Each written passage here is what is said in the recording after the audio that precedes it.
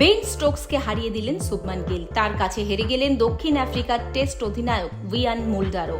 আন্তর্জাতিক ক্রিকেট সংস্থার বিচারে জুলাই মাসে সেরা ক্রিকেটার নির্বাচিত হলেন ভারতীয় টেস্ট দলের অধিনায়ক। বিশ্বের প্রথম পুরুষ ক্রিকেটার হিসেবে 4 বার মাসের সেরা ক্রিকেটারের পুরস্কার পেলেন শুভমান।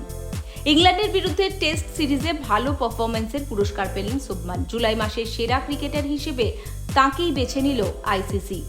জুলাই মাসে টেস্ট ক্রিকেটে 567 রান করেন শুভমান, গড় 94.50। একটা টেস্টে বিশ্বের দ্বিতীয় ক্রিকেটার হিসেবে 400-র বেশি রান করেন।